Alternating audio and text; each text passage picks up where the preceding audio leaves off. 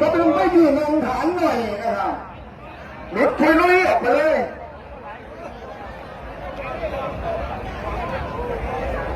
พ่อดีวะล่ะ